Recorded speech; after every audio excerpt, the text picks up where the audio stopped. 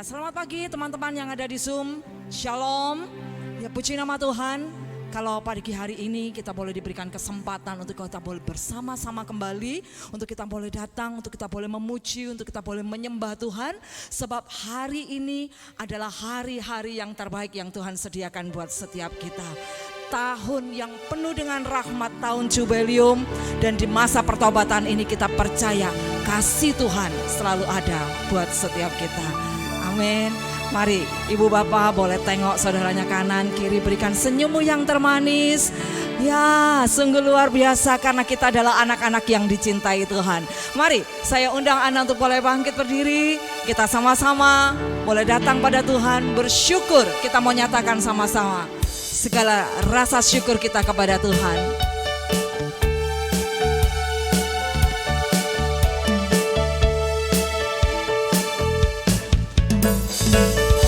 Hidupku ada di tanganmu, kau beri rancangan yang terindah.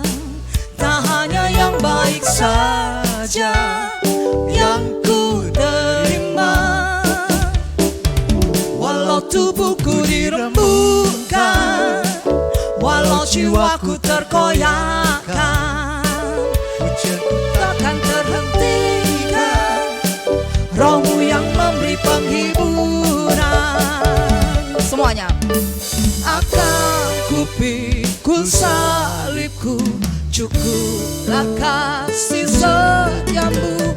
Ku bertahan, kau kuatku, teguhkan imanku. Semuanya kita boleh bersyukur. Ku mau tetap bersyukur, senantiasa bersyukur. Segala yang ku alami, biar kehendakmu terjadi. Ku mau tetap bersyukur, senantiasa bersyukur. Sebab hatiku kan bersuka. Sebab hari ini, hari apa? Hari yang terbaik. Ada amin kalau hari ini adalah hari yang terbaik buat kita. Berikan tos kanan kiri, berikan senyummu yang termanis. Yes. Ya, hari ini adalah hari yang terbaik buat setiap kita. Sama-sama katakan, hidupku ada di tanganmu, kau beri rancangan yang terindah. Tak hanya yang baik saja yang ku terima. Walau tubuhku dirembukan, jiwaku terkoyakkan. pujian kami takkan terhenti Tuhan. Rohmu yang memberi penghiburan. Semua kita pikul salib. Akan ku pikul salibku, cukuplah kasih setiamu. Ku bertahan, kau kuatku, teguhkan imanku. Semua tepuk tangan di atas kepala. Ku mau tetap bersyukur, Senantiasa bersyukur. Segala yang ku alami, biar kehendakmu terjadi. Ku mau tetap bersyukur, senantiasa bersyukur. Hatiku kan bersuka. Sebab hari ini hari yang terbaik. Akan ku pikul salibku, cukuplah kasih setiamu. Ku bertahan, kau kuatku, teguhkan imanku. Semuanya, ku mau tetap bersyukur, senantiasa bersyukur.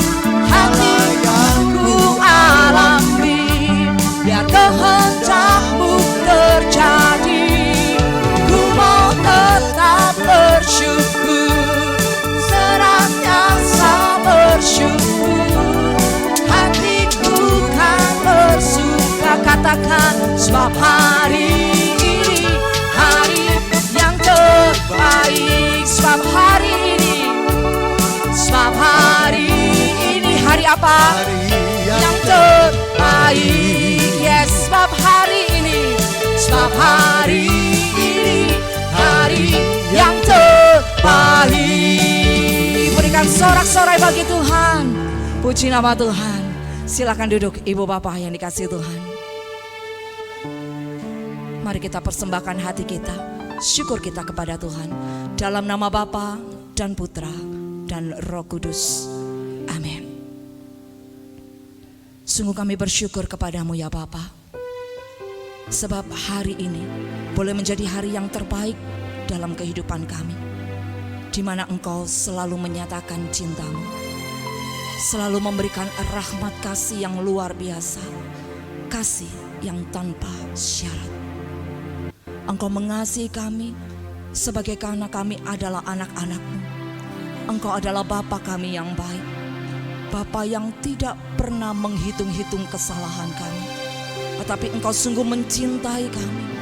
Engkau selalu membuka tangan-Mu untuk boleh merangkul setiap kami. Dan pagi hari ini Bapa, kami sungguh datang di hadapan-Mu. Kami persembahkan diri kami, hidup kami. Biarlah kasih-Mu boleh tercurah atas setiap kami. Kasih-Mu yang akan memerdekakan kami. Kasih-Mu yang akan terus membawa kami untuk kami boleh menyenangkan hati-Mu. Mari Allah Roh Kudus, hadirlah di tempat ini. Hadirlah di dalam setiap hati kami. Dan sungguh bawa kami untuk kami boleh terus menyenangkan hati-Mu. Kami persembahkan pertemuan kami, pindoman pada pagi hingga siang nanti Tuhan, hanya ke dalam kuasa tangan kasih-Mu. Kami percaya mulai saat ini Engkau yang ambil alih kuasa. Engkau hadir di tengah-tengah kami. Rahmat-Mu yang boleh mengurapi setiap kami. Kami persembahkan, kami naikkan doa pujian syukur kami ini hanya di dalam satu nama yang kudus dan penuh kuasa, yaitu Tuhan kami Yesus Kristus yang berkuasa bersama Dikau dan Roh Kudus, Allah sepanjang segala masa. Amin. Cinta Tuhan luar biasa buat saudara dan saya. Kasih-Nya gak pernah berakhir. Kasih-Nya tidak pernah berkurang buat setiap kita. Apapun kondisi kita, apapun kesalahan kita, saat kita datang, Dia seperti Bapa yang akan menarik engkau dan memeluk engkau. Mari kita boleh naikkan syukur kita kepada-Nya. Biarlah pagi hari ini kita sungguh boleh merasakan kasih Tuhan yang luar biasa.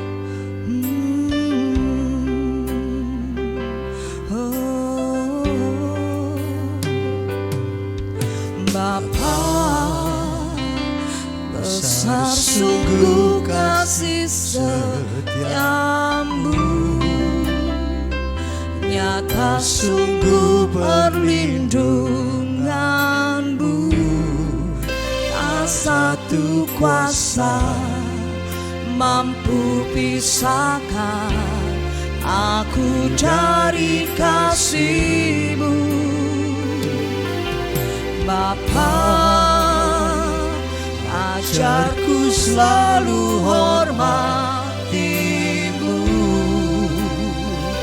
Ajarku turut perintah-Mu. Berikan ku hati untuk menyembah-Mu dan bersyukur setiap waktu. Seperti Bapa sayang anaknya, demikianlah Engkau mengasihiku. Kau jadikan biji mata-Mu, Kau berikan semua yang ada padamu. Seperti Bapa, seperti Bapa sayang anaknya. Demikianlah Tuhan, Demikianlah Engkau yang menuntun setiap langkah hidup kami. Hari depan indah Kau beri, rancangan-Mu yang terbaik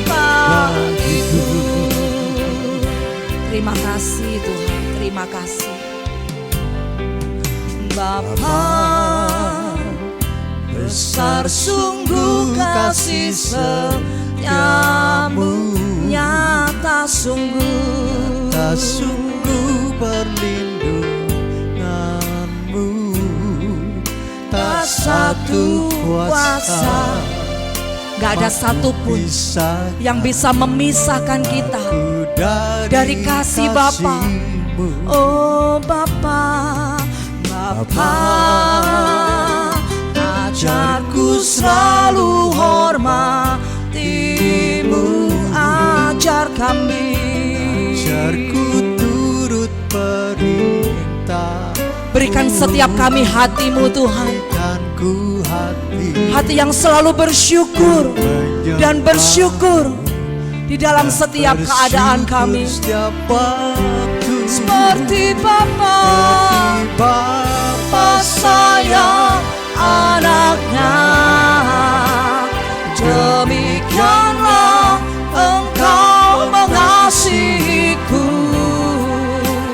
Kau jadikan biji matamu, Kau berikan semua yang ada padamu.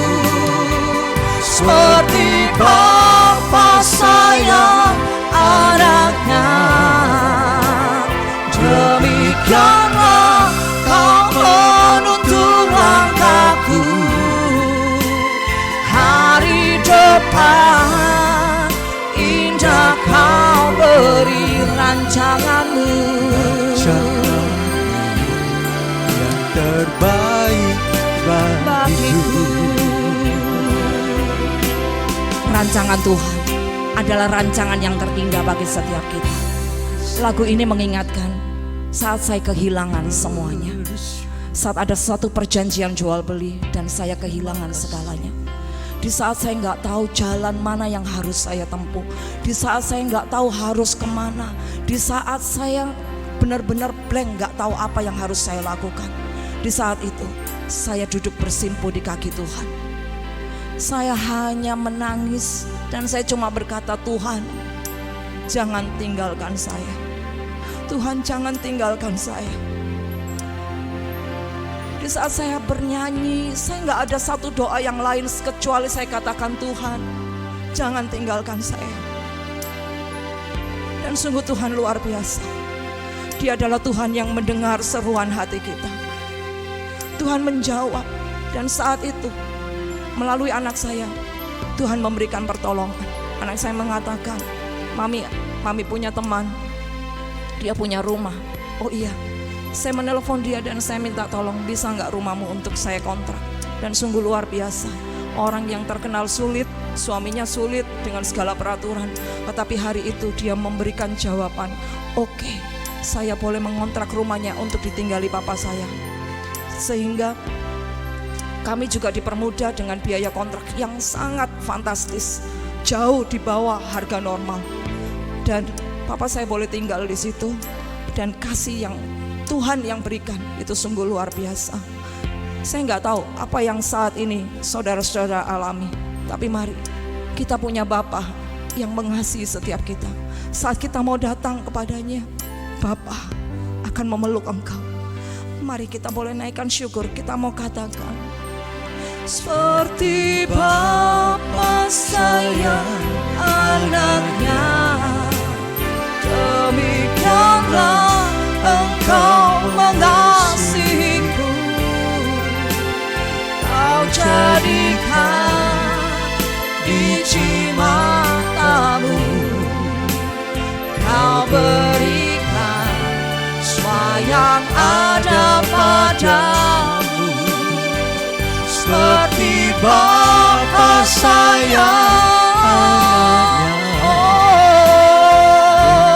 Biarlah Kau menuntun langkahku. hari depan indah Kau beri rancanganmu, yang terbaik bagiku. sungguh rancanganmu yang terbaik bagiku rancanganmu, yang terbaik bagiku.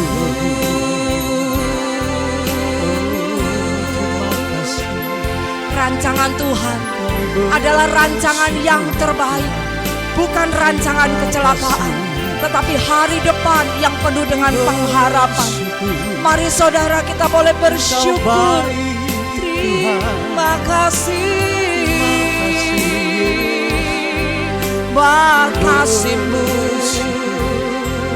buat segala kebaikan-Mu, buat cinta-Mu.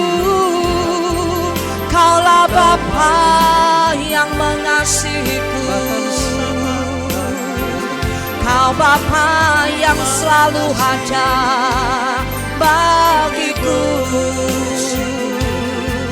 Kau berikan yang terbaik, rancangan yang terindah dalam hidupku.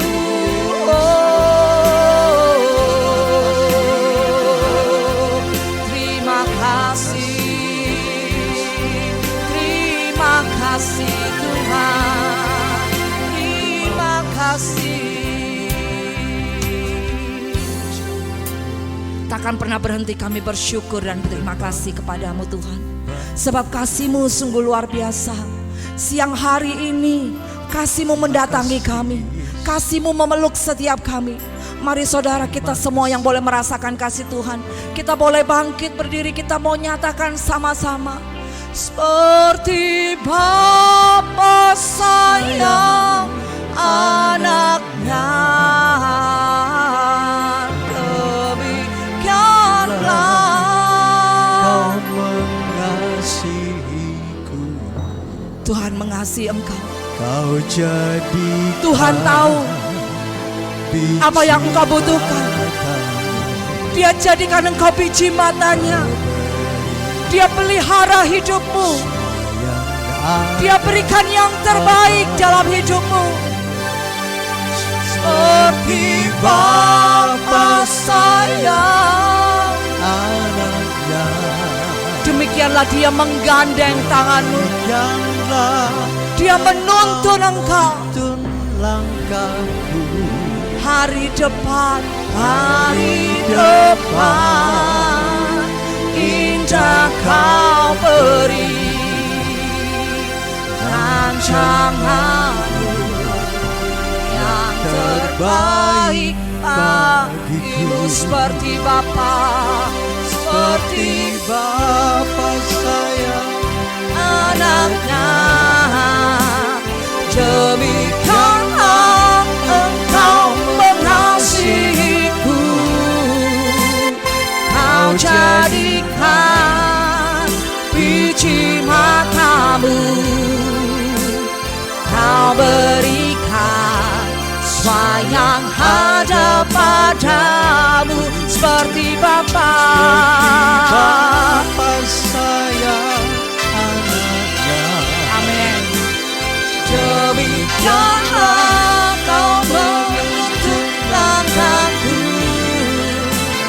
Hari depan indah Kau beri. Sungguh rancangan-Mu Tuhan yang terbaik bagi kami. Terbaik bagiku rancangan-Mu, yang terbaik bagiku. Dengan iman kita katakan, rancangan Tuhan yang terbaik bagiku. Berikan sorak-sorai bagi Tuhan, puji nama Tuhan. Terima kasih, kasih-Nya sungguh luar biasa buat setiap kita. Amin.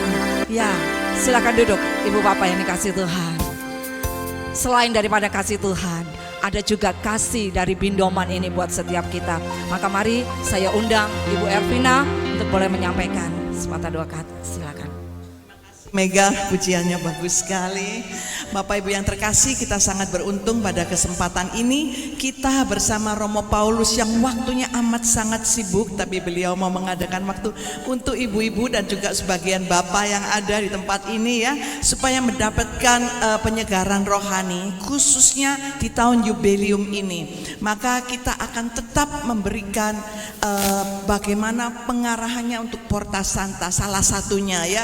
Jadi bagi Anda yang tidak jelas nanti bisa tanya, dan kita berharap nanti setelah pameran lukisannya Monsinyur Didik yang berada di bawah akan ditambah titik-titik Porta Santa sehingga makin banyak Anda akan bisa mendapatkan indulgensi penuh.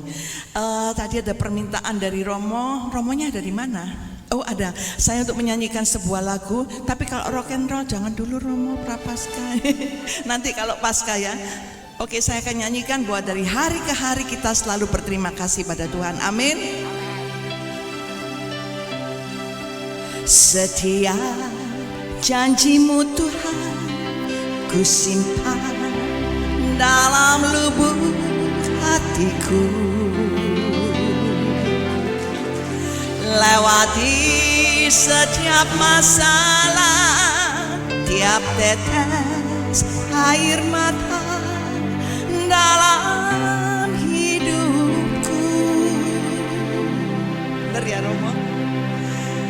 Janji-Mu menopang hidupku, kasih-Mu menuntun jalanku dalam setiap waktu.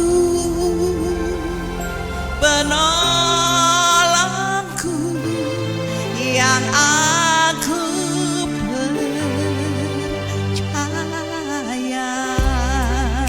Mari kita mengucap syukur, terima kasih semuanya atas semua kasih Tuhan. Terima kasih buat kasih setiamu, penyertaan-Mu sempurna, janji-Mu tak pernah terlambat menolongku.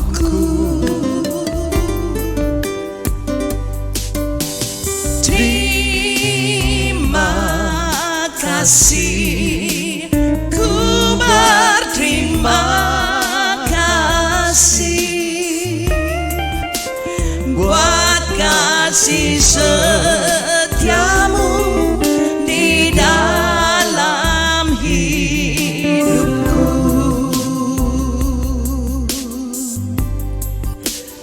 Buat kasih setiamu di dalam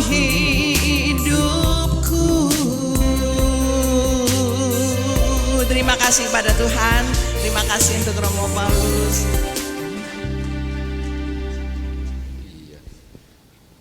Cek.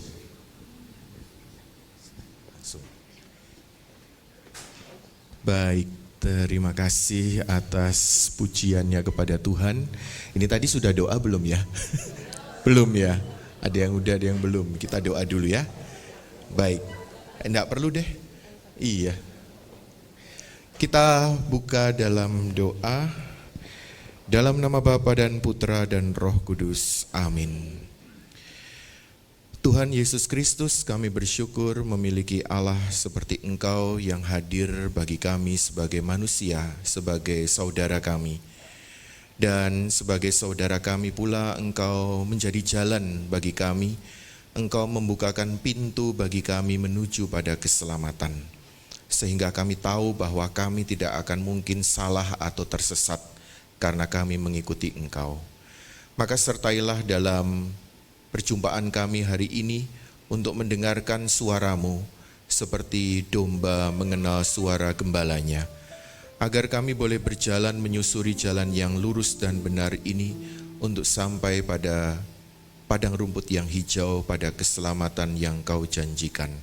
Sebagai kepastian bagi kami bahwa bersama Engkau, di dalam Engkau, kami pasti akan selamat. Maka sertailah kami, tuntunlah kami dengan Roh-Mu yang kudus, agar apa yang kami dengar menumbuhkan iman kami, dan semoga kami boleh menaruh kepercayaan kepadamu sepanjang hidup kami. Sebab Engkaulah Tuhan kami kini dan sepanjang masa. Amin. Dalam nama Bapa dan Putra dan Roh Kudus. Amin.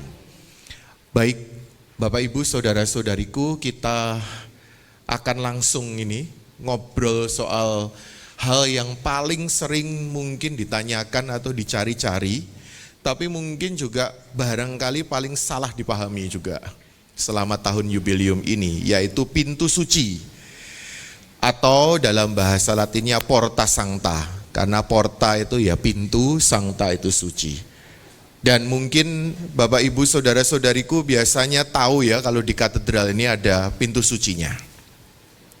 Ngomong soal pintu, itu saya yakin pintu itu bukan hanya sekedar barang. Contoh gini deh, yang pernah ngalami ujian sekolah atau ujian mungkin skripsi atau ujian apa yang harus masuk ruangan, atau mungkin mau masuk sidang atau mau masuk pertemuan atau dengarkan hasil keputusan, saya yakin Bapak Ibu itu kalau mau masuk itu udah langsung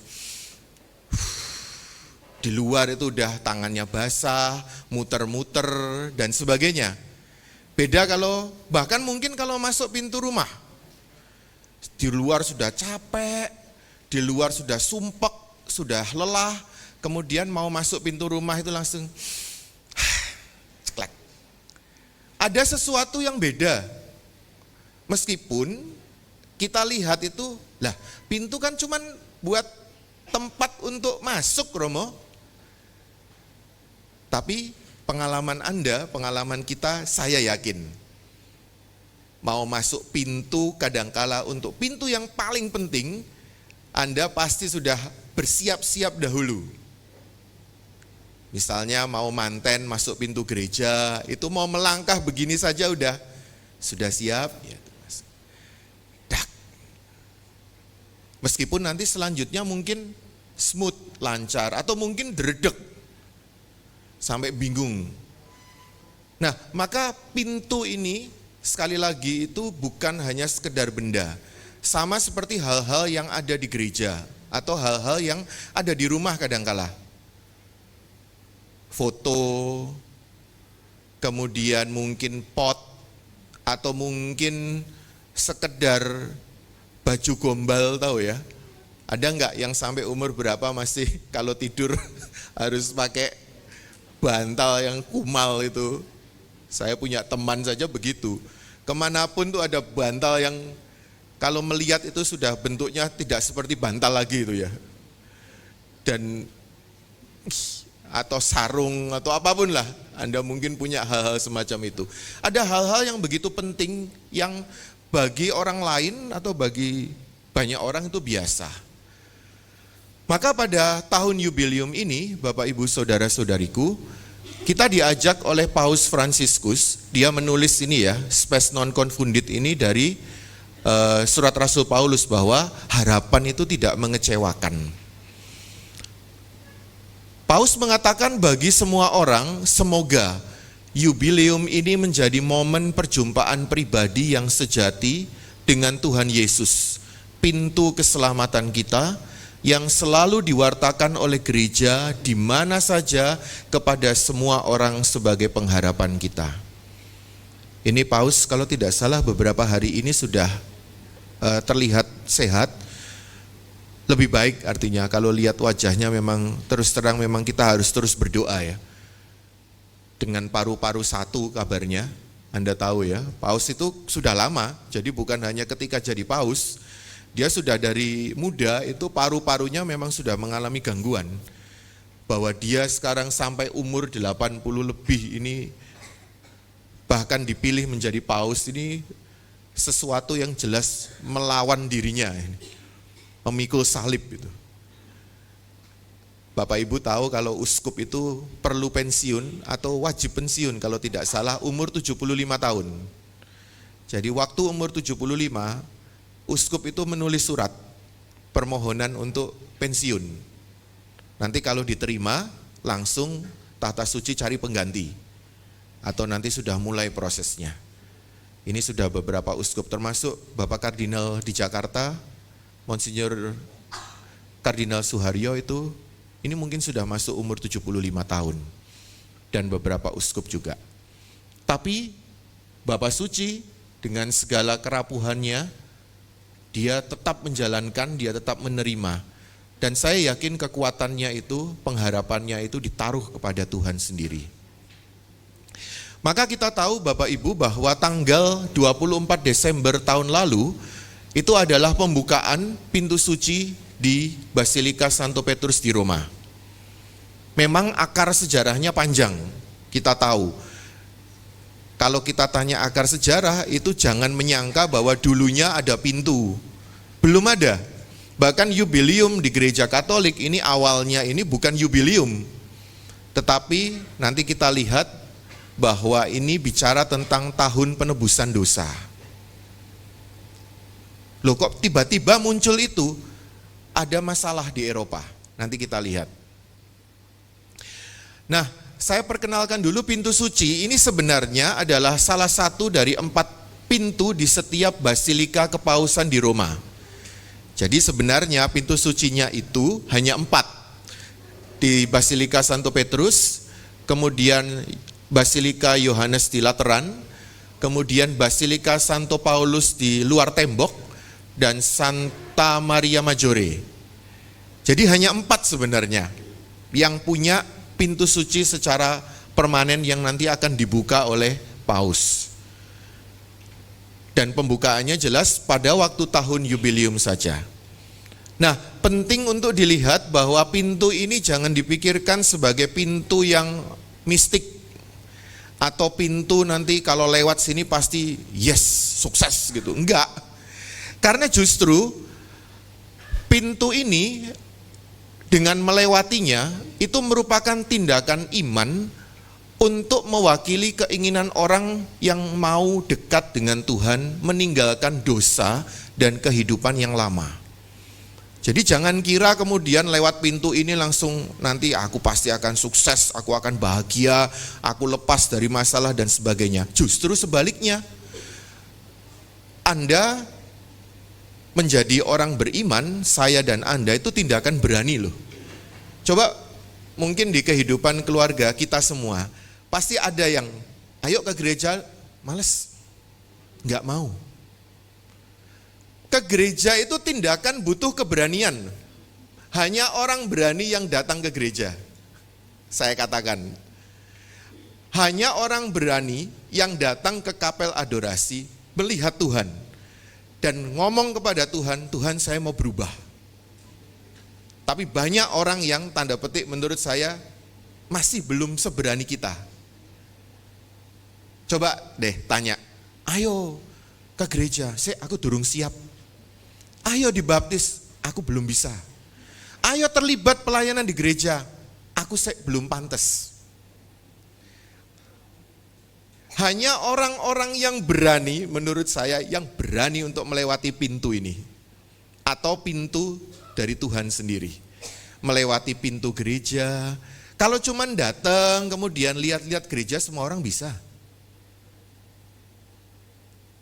Melewati pintu sakramen tobat, ayo saya tanya.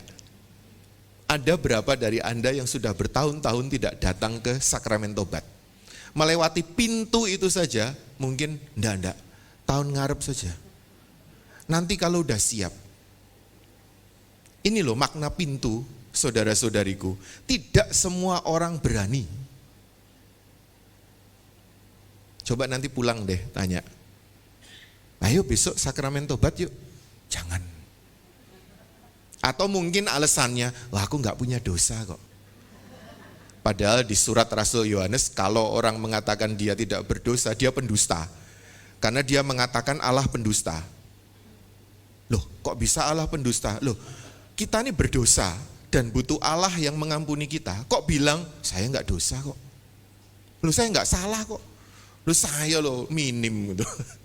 Dosanya tuh mungkin cuman alah. Kecek-kecek gitu loh. Receh anak zaman sekarang. Tidak. Jangan-jangan di sudut-sudut yang sana itu, kita ini sebenarnya, itu sampahnya sudah membusuk 30 tahun itu, dan tidak pernah disampaikan. Maka melewati pintu ini, coba Anda bayangkan, datang ke ruang pengakuan dosa, ada yang udah gini ya. Ada yang udah baca ditulis di notes-nya itu di HP gitu. Wah. Terus nanti kalau hilang gitu, waduh, bingung. Iya kan, pasti. Tapi saya percaya romo-romo udah mulai baik kok. Kadang ada yang bingung doa tobat, ada yang bantu juga, udah mulai bantu. Karena kami memang dipanggil bukan menjadi hakim, tapi menjadi dokter. Iya, karena memang nanti kadangkala takut nanti, saya nggak hafal doa tobat romo. Enggak apa-apa, tenang aja, saya bantu. Nanti salah, nggak apa-apa salah. Anda tidak mengkonsekrasi kok. Konsekrasi aja kalau misalnya romonya lupa itu ya, itu pasti Tuhan akan berkenan tetap. Misalnya nanti yang diangkat mic gitu tiba-tiba. Tahu-tahu diturunin, loh hostinya mana tuh di sini. Tetap saja saya yakin Tuhan akan mengubahnya dengan caranya. Karena kerahiman Allah itu melampaui segala aturan atau keadilan. Bukan karena dia tidak tahu aturan, tapi karena dia berbelas kasih. Maka pembukaan pintu suci ini adalah sebenarnya isyarat, bukan kita itu untuk ngalap berkah, kemudian untuk memperoleh ganjaran, kemudian nanti minta kepada Tuhan, saya loh Tuhan sudah masuk pintu suci ini 20 pintu suci. Berarti paling enggak ada 20 rahmat atau 2000 rahmat. Enggak bisa ukurannya seperti itu. Justru karena kita berani masuk ke Porta Sancta misalnya di katedral atau di gereja lain, kita ini diajak untuk berani berubah. Berani untuk berdamai, berani untuk mengampuni. Yang selama ini mungkin kalau Anda di ruang sakramen tobat atau mungkin tidak pernah masuk karena saya enggak mau kok. Saya enggak akan pernah ngampuni dia kok. Enggak apa-apa saya masuk neraka, enggak apa-apa gitu. Ada yang pernah bilang gitu. Loh bagaimana mungkin dosa Anda diampuni kalau Anda tidak mengampuni dosa orang? Tuhan Yesus yang bilang itu sendiri. Dan doa Bapa kami bagaimana?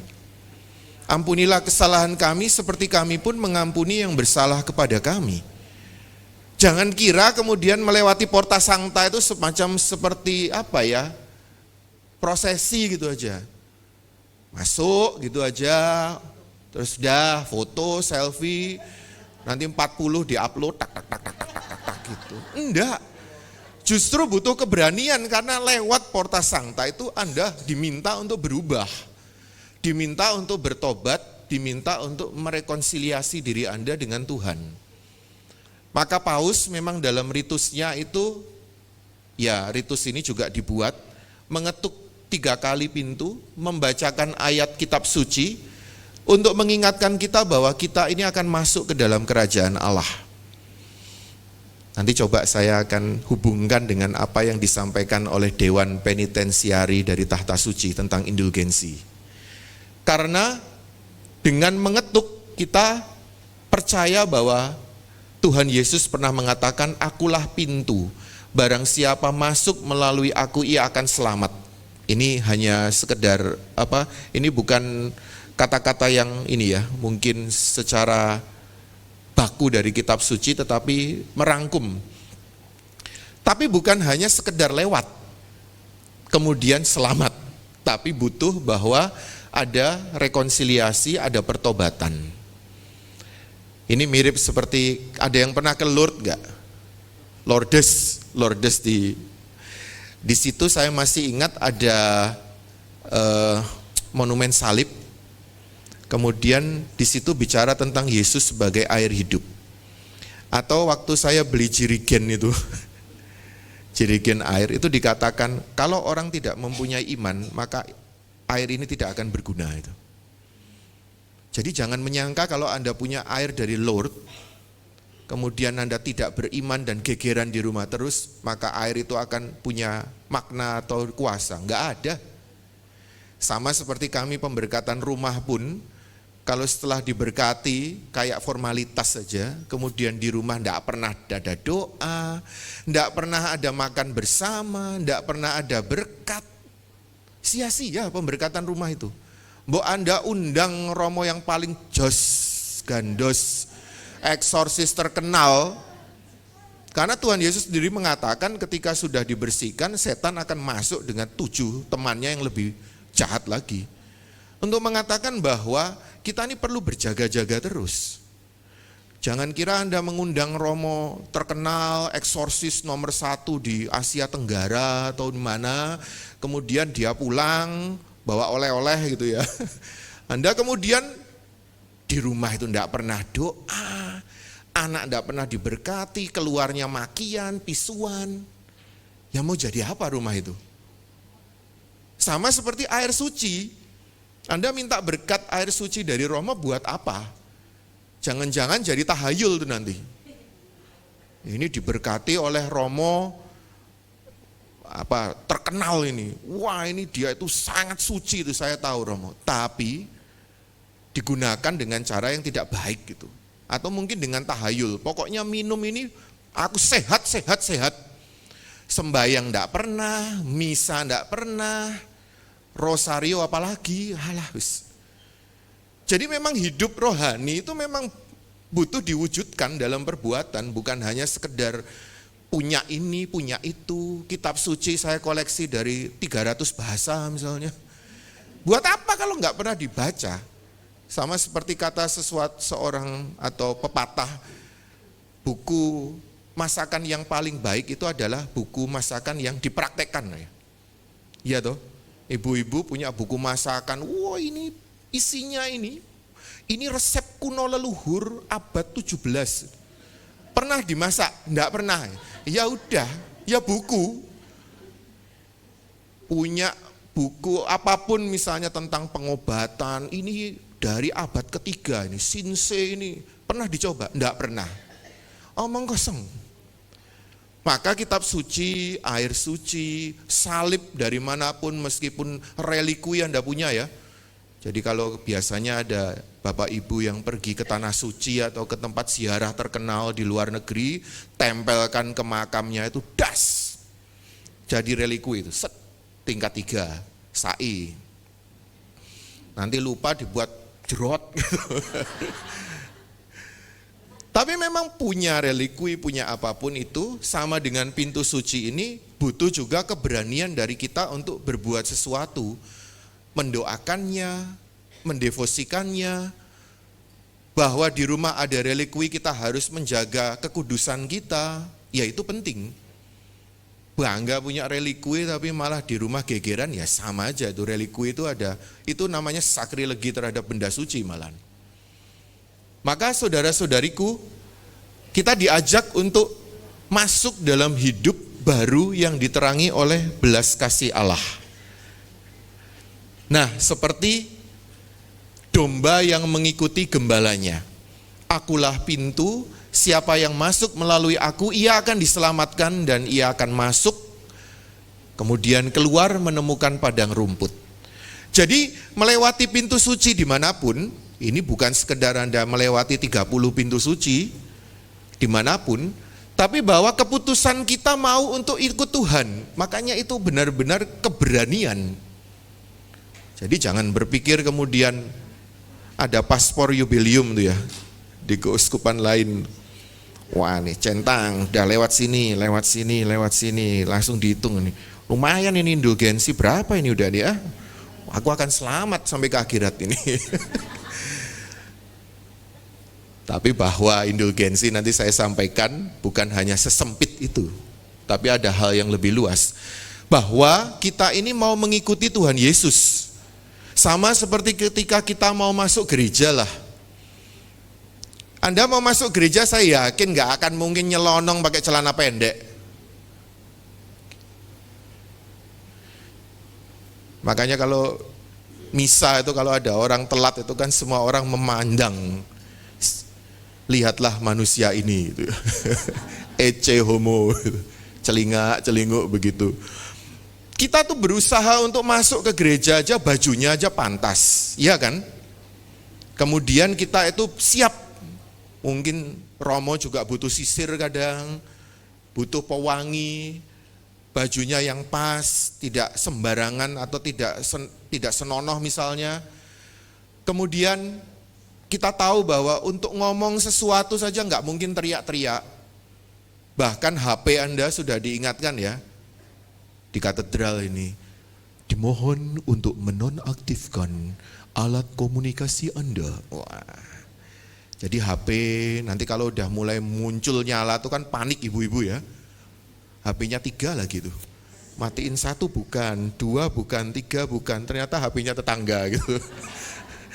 Tapi benar, kita ini untuk masuk ke gereja ketika datang pun, bahkan kita perlu tahu bahwa kalaupun bukan perayaan Ekaristi, Anda hanya merangkai bunga, Anda tahu di situ ada siapa?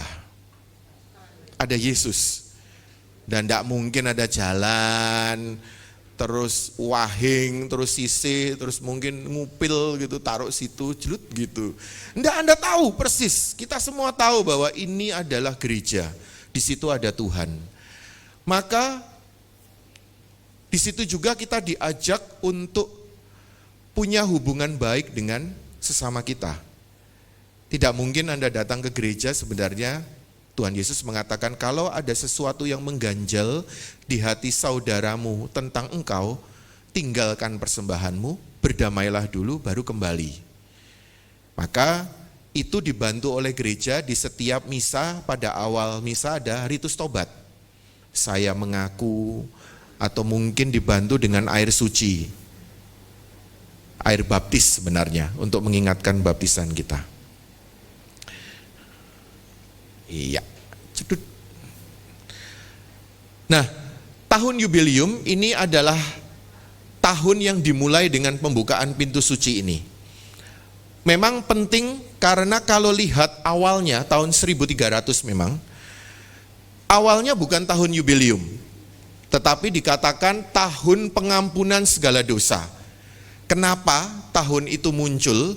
Karena umat Katolik, ingat ini bukan dari atas loh, justru dari umat dulu. Jadi umat itu prihatin dengan situasi Eropa, kena wabah, perang, wah semuanya itu sudah serba gelap.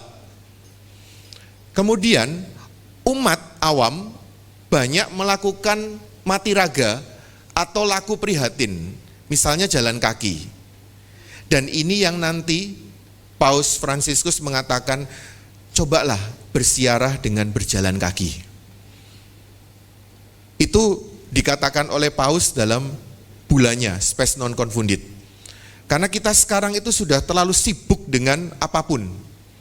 Perlu untuk berjalan, tinggalkan, menikmati semuanya, menghargai semuanya. Nah ini yang dilakukan sekitar 700 tahun yang lalu. Bahwa orang itu sampai datang ke makam para kudus. Jadi orang Eropa itu ada prihatin juga loh ya. Bukan hanya orang Asia, minta maaf. Mereka tuh jalan kaki betul. Nanti kalau mau undang ada Romo Widiawan yang pernah jalan 1 bulan di Santiago Compostela. Ketika dia sudah selesai studinya, lisensiat dan doktoral kalau nggak salah, filsafat, dia jalan kaki sebulan. Sebulan penuh betul. Tidak kemudian numpang bis gitu, jalan kaki. Kurang lebih 1000 kilo. Sampai di Santiago Compostela itu, katedral Basilika Santo Yakobus itu. Untuk kemudian misa di situ yang sensasinya paling enggak wiruk yang besar tuh di Ayun itu. Tapi beliau juga. Dan saya dengar dari Romo Widiawan bahkan bukan hanya romo-romo atau awam, uskup juga berjalan kaki. Jadi yang paling jarang adalah Indonesia ini. Tapi kalau dari luar negeri, uskup-uskup, kardinal-kardinal, pemimpin biara sudah biasa jalan kaki. Kalau di sini romonya jalan kaki itu dianggap sudah, kita ini sudah berbuat jahat gitu. Loh, Romo kok pulang nggak diantar? Gimana sih ini? Wah, padahal di sana udah biasa, bahkan memang harus digitukan kadang-kala. Jadi berjalan kaki mati raga itu sudah merupakan devosi. Anda yang sudah pernah di Fatima, kalau tidak salah berlutut. Jadi berosario sambil berlutut, jalan terus. Jadi itu hal yang biasa. Mati raga bukan hal yang spesial dalam sejarah gereja kita. Itu sudah umum. Maka sejak tahun 1300 ini kemudian nanti ada perkembangan ditetapkanlah tahun Yobel atau tahun Jubilium ini, atau tahun penuh rahmat ini. Dulu pertama 100 tahun, kemudian umat protes, kok 100 tahun saya udah mati itu. Kurangi dikit 50 tahun. 50 tahun masih agak protes lagi, 25 tahun saja. Jadi sekarang kita mengikuti tradisi 25 tahun sekali. Tapi di sela-sela 25 tahun kadangkala ada tahun khusus. Misalnya tahun 2015 yang lalu itu tahun Jubilium luar biasa kerahiman ilahi. Nah, pesiarahan melalui pintu suci ini adalah memang pesiaran sekali lagi yang diminta Bapak Suci ini berjalan kaki loh ya. Mungkin kalau Anda bisa jalan kaki, opa-oma gitu, dari sini ke Kepanjen, ke Kristus Raja. Karena memang itu hal yang biasa sekali lagi. Jadi bukan sesuatu yang, wah ini gereja ini menyiksa kita, Keuskupan Surabaya ini membuat beban berat. Itu kalau Anda bicara seperti itu di Eropa, Anda geleng-geleng mereka. Dasar orang Asia Tenggara ini. Karena sudah biasa berjalan kaki, kemudian berpuasa atau membawa beban berat selama sebulan itu. Tidur nanti mungkin di padang rumput, ganti sepatu di losmen, ada sepatu lain diambil, itu sesuatu yang biasa. Tapi bagi kita nih kadang itu tidak higienis gitu. Aduh ini kok berat sekali dan sebagainya. Tidak, itu hal yang lumrah. Melakukan pesiarahan dan perjalanan melalui pintu suci merupakan tanda pembaharuan batin yang mendalam.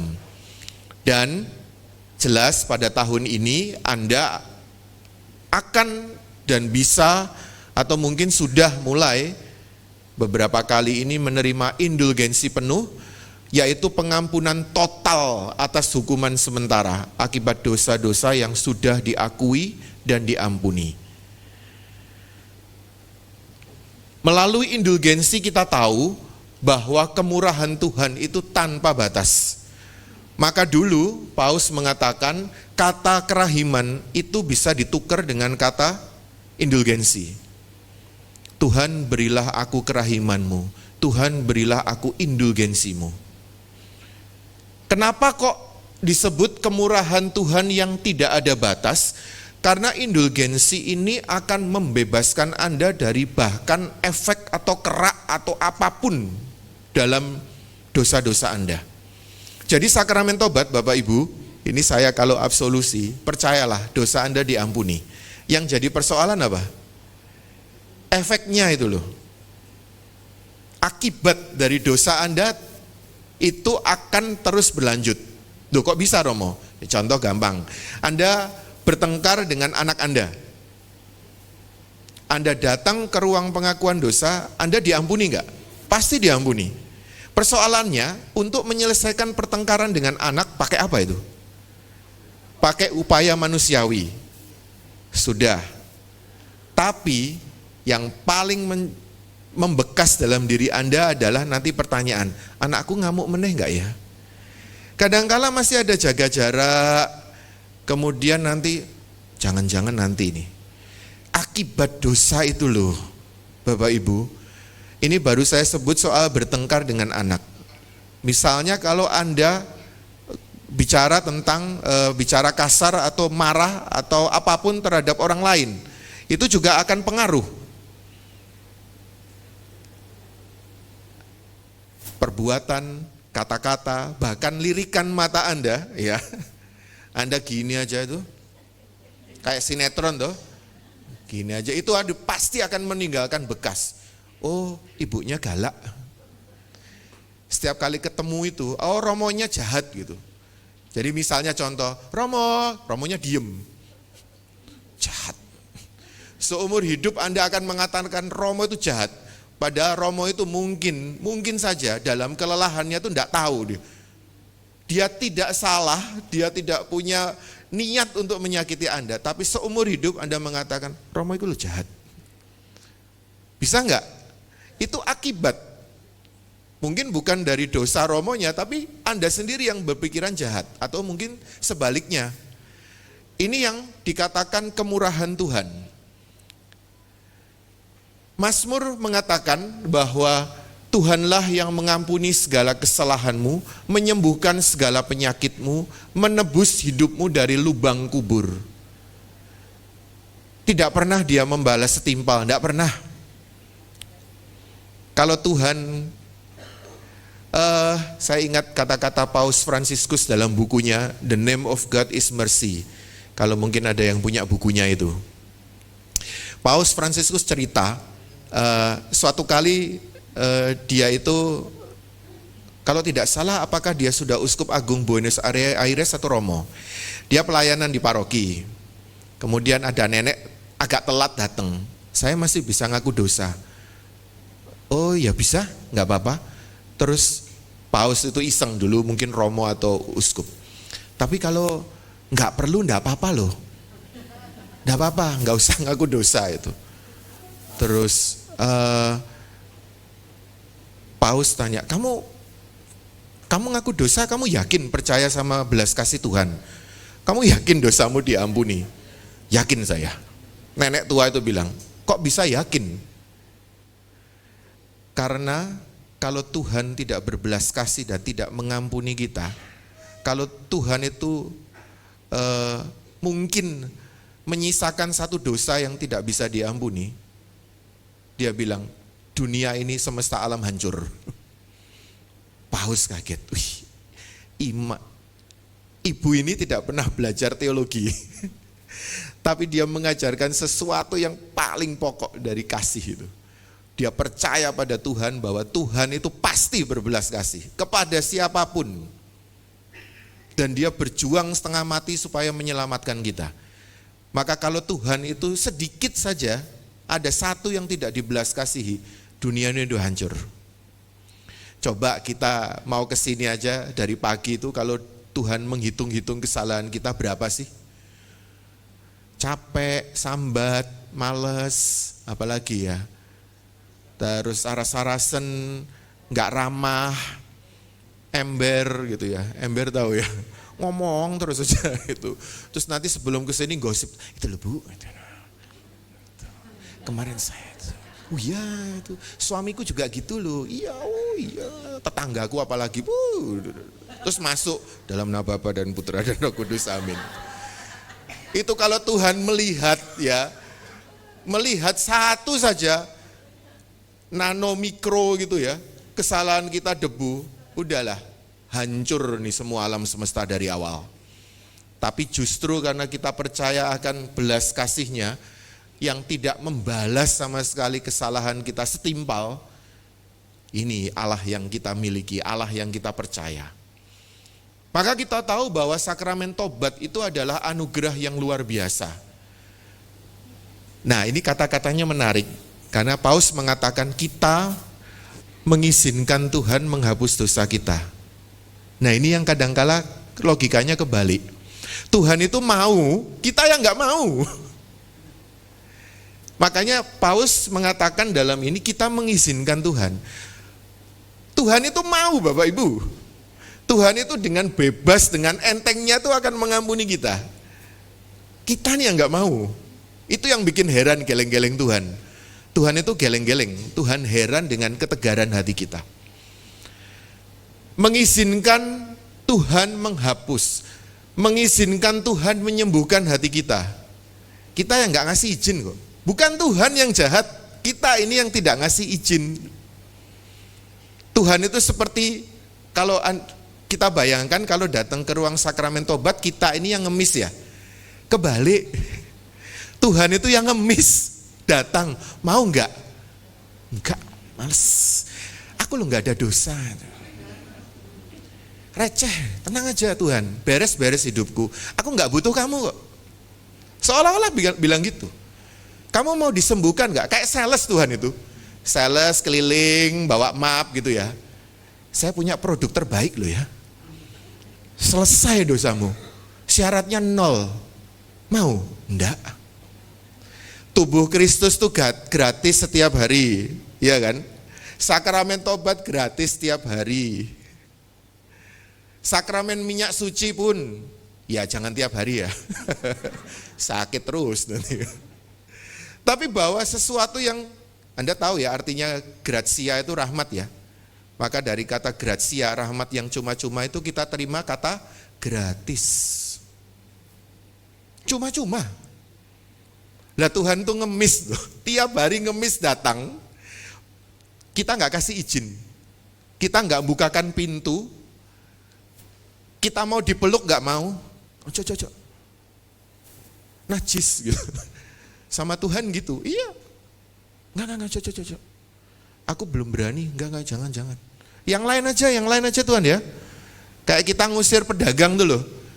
Tuhan kayak loper koran gitu, mau ngasih gratis gitu ya. Nggak. Nanti aja. Itu yang terjadi pada kita. Tidak ada cara yang lebih baik untuk mengenal Tuhan selain membiarkan Dia, itu loh. Membiarkan Dia mendamaikan kita dengan dirinya dan menikmati pengampunannya. Tuhan itu mengemis kita. Seperti pengemis cinta loh ya. Aku bukan pengemis cinta. Ini nanti direkam ya nih. Wah gawat ini. Saya dipanggil ke Vatikan nanti. Mengajarkan ajaran sesat dan konyol gitu. Tapi Anda tahu maksud saya, bahwa saya membahasakan apa yang disampaikan Paus Fransiskus. Tuhan itu mengemis setiap hari, ayo datang ke gereja yuk. Ayo ketemu aku yuk. Ayo ngobrol sebentar yuk. Tapi enggak, Tuhan saya sibuk doa dulu ya. Loh, ya apa sih? Jadi kita ini berdoa kadang-kala tanpa membiarkan Tuhan masuk. Tanpa mau mengenal Tuhan. Yang saya tahu gini kok, saya enggak mau cara lain. Nah itu juga. Maka kita tahu bahwa Paus juga menyampaikan tentang indulgensi. Tadi saya sudah sampaikan bahwa setiap dosa meninggalkan bekasnya. Pasti ada bekasnya Bapak Ibu. Jangan kira 30 tahun yang lalu anak Anda waktu masih 3 tahun, Anda ngetak dia gitu, tuk gitu. Anda melilik seperti ini ya. Cuman satu kata mungkin, bodoh kamu. Atau mungkin, tuh loh kakakmu, tuh loh adikmu, kamu itu loh. Itu cuman butuh waktu 3 detik ngomong itu.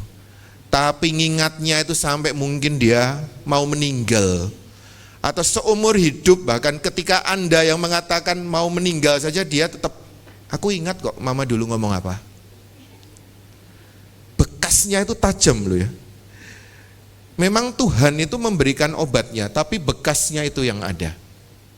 Bahkan dosa-dosa ringan Anda, kita, ngetak anak itu kan ringan kadang-kala ya, enteng banget ya. Daripada Anda mungkin bertengkar hebat atau membawa pipa besi gitu ya. Itu kan butuh keberanian, kekuatan, tapi cuman nyendul. Tuk. Kamu tuh goblok. Cuman 1 detik, itu efeknya berkepanjangan. Mama sayang kamu ya gitu. Oh iya ma, ya selamat ulang tahun ya ma. Senyumnya udah gini aja. Tapi dalam pikiran dia ingat, mama bilangku goblok kok. Aku gak pinter, aku gak bisa maju, aku gak bisa bergerak dan sebagainya. Maka indulgensi inilah yang kita perlukan untuk bahkan menghapus sampai yang ke akar-akarnya itu. Saya pernah sampaikan di satu pengajaran indulgensi atau indulgence itu, Anda bayangkan seperti apa ya? Seperti, pernah tahu kata indulgence dalam bahasa Inggris ya? Indulgence dalam bahasa Inggris itu gini loh Bapak Ibu, Anda pulang dari kerja capek, di rumah tuh ada makanan yang paling enak, terus tiba-tiba kok tenang ya, sejuk, udaranya segar, tenang, gak ada masalah gitu. Terus Anda minum enak gitu, terus anak-anak ya senyum gitu. Itu namanya indulgence. Kenikmatan berkat yang Anda terima dengan luar biasa.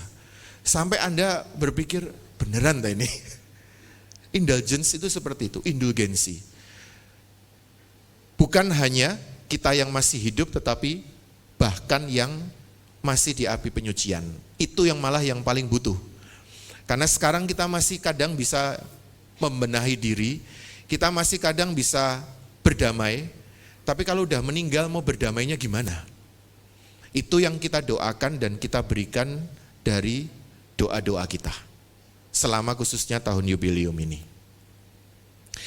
Nah, kalau sedikit saya nyelintang gitu ya. Saya ingin memperkenalkan misalnya di Basilika Santo Petrus Roma, itu pintu sucinya ada 16 panel. Kalau Anda lihat, panel-panel ini bicara tentang jatuhnya manusia, bangkitnya manusia. Tentang bagaimana kisah sebenarnya di pintu suci ini mau bilang, aku akan tetap mencintaimu. Dari saat jatuh pertama kali sampai pintu itu dibuka. Anda masih ingat waktu Adam dan Hawa diusir dari Eden, ya? Kemudian Allah mengutus malaikat berpedang api.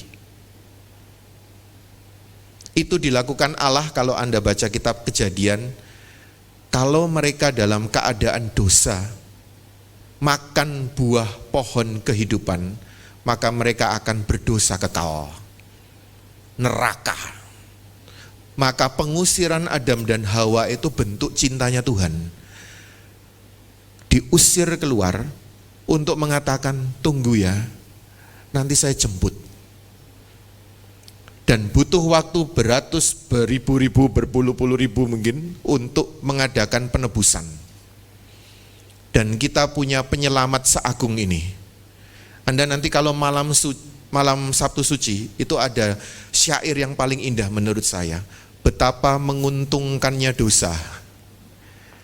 Coba Anda lihat, betapa menguntungkannya dosa. Dalam bahasa Latinnya Ofelix culpa. Dosa kok beruntungnya apa sih, gereja ini aneh. Betapa menguntungkanlah dosa sehingga mendatangkan penebus seagung ini. Wah, itu kalau Anda dengarkan malam itu ngeri itu menurut saya. Kita ini bersyukur jatuh karena justru kita mempunyai penyelamat yang seperti itu. Penyelamat yang mau datang dan babak belur demi kita. Dan kita masih meludahi dia. Bahkan sampai sekarang. Kamu mau enggak tak selamatkan? Emoh. Ya itu tadi, Tuhan itu masih mengemis sampai sekarang. Tapi kita masih meludahi dia. Gak usah nanti aja. Tahun depan aja. Nanti kalau saya udah siap ya, Tuhan datang ya, nanti kabari ya. Seperti ini 16 panel berbicara tentang dibukanya pintu suci. Santo Irenaeus yang mengatakan hal ini, bahwa pengusiran Adam itu untuk menjauhkan manusia yang berdosa dari buah pohon kehidupan. Dan kita tahu bahwa waktu penebusan di salib, Yesus sendiri yang mengatakan, amin, hari ini juga engkau akan bersamaku di Firdaus. Dia katakan kepada siapa? Perampok. Perampok itu tidak pernah bisa turun, tidak pernah bisa bikin kurban bakaran Yahudi. Dia hanya bilang, Tuhan ingat aku ya. Amin, hari ini juga engkau akan bersamaku di Firdaus. Dan Anda tahu, kalau Anda lihat film The Passion of Christ, versinya Mel Gibson ya, ketika Yesus itu menyerahkan nyawanya, iblis berteriak. Karena dia tahu Tuhan datang ke neraka dan membebaskan tawanan-tawanan. Jadi semua sebelum penebusan itu ada di alam maut. Dan saat Yesus itu benar-benar menyerahkan nyawanya, dia turun ke bawah. Dan kita tahu dalam Mada Paskah yang didoakan para suster Romo atau mungkin para rahib, markas neraka dihancurkan. Karena di situ dia ambil semua tawanan, ayo pulang. Makanya dalam tradisi gereja, salib itu di atas tengkorak ya. Anda tahu bahwa itu disalibkan di Bukit Tengkorak ya. Ada beberapa lukisan kuno, salib itu di atas tengkorak. Anda mungkin pernah lihat dulu ada geger soal ini rosario setan ini. Soalnya disalib di bawahnya ada tengkorak. Ya benar itu. Yesus disalibkan di atas Bukit Tengkorak kok bilang itu rosario setan, gimana sih? Dan menurut tradisi, Tengkorak itulah tengkorak Adam. Bahwa pada saat penebusan Tuhan Yesus turun dan bilang kepada leluhur manusia, ayo pulang. Malaikatnya sudah kusuruh minggir, kita pulang ke Firdaus sekarang. Maka pintu suci ini adalah lambang bagi kita berharap bahwa suatu saat kita akan pulang kembali ke rumah kita. Bukan rumah kita yang di sini. Maka mungkin di sini kita semua berpikir bahwa rumah saya kok sempit Romo ya. Rumah saya kotor, nggak sebagus rumah orang-orang kaya. Percayalah, rumah Anda bukan di sini. Seperti Abraham, ketika dia sampai di tanah terjanji, Anda masih ingat nggak? Abraham itu sampai di tanah terjanji masih pasang kemah. Aneh loh. Coba, kalau itu memang tanah yang dijanjikan Tuhan, harusnya dia bangun rumah batu. Dia masih pasang tenda itu. Karena nanti dalam perjanjian baru dikatakan Abraham itu tidak mengharapkan rumah yang di sini, tapi yang di atas. Maka jangkar kita jangan dilempar ke sekarang aja. Lempar, Tuhan saya sekarang mungkin sampai meninggal tidak akan mungkin punya rumah ukuran 1000 meter persegi. Tapi saya tahu bahwa di rumahmu ada tempat untukku. Dilempar ke jangkar yang paling jauh di balik tirai, katanya surat kepada orang Ibrani, yaitu di balik tirai tempat Dia yang bertahta. Nah, maka untuk tahun ini kita diundang untuk mempersiapkan diri secara rohani dalam doa, dalam pengakuan dosa, dalam partisipasi misa, doa dan praktek amal. Ini yang ditekankan oleh Paus Fransiskus bahwa inti dari jubileum adalah belas kasih.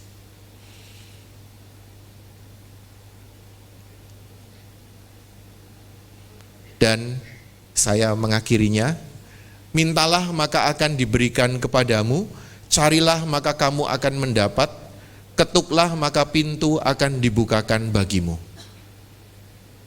Minta, cari, dan ketuk. Nah, Bapak Ibu Saudara-saudariku, nanti mungkin setelah ini bisa tanya jawab, tapi saya mau bicara tentang indulgensi sedikit. Seringkali fokusnya indulgensi itu Bapak Ibu Saudara-saudari itu datangnya ke gereja ya, atau mungkin ke lewati pintu suci.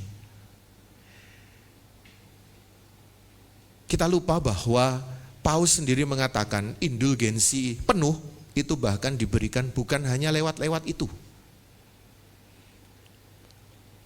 Anda, saudara-saudariku, setiap hari kunjungan lansia, orang sakit, Anda dapat indulgensi penuh. Memang ada misa setiap hari, sakramen tobat, untuk membantu melepaskan bahkan dari dosa ringan sekalipun, dan mendoakan wujud paus. Coba kalau diukur itu, umat yang rumahnya dekat dengan gereja itu paling gampang dapat indulgensi ya. Oh iya gampang. Rumah yang Imam Bonjol, Mojopahit sini, wah itu tiap hari indulgensi itu. Tapi apakah semudah itu? Kita harus ingat bahwa untuk memperoleh indulgensi harus lepas dari dosa-dosa ringan. Maka saya pernah bicara di sini kalau nggak salah, Anda sampai melakukan misa tiap hari, tapi gibah tiap hari, menguap itu indulgensi Anda. Misuh tiap hari di jalan, udah misa, sakramen tobat, wujud paus, keluar parkir gegeran itu.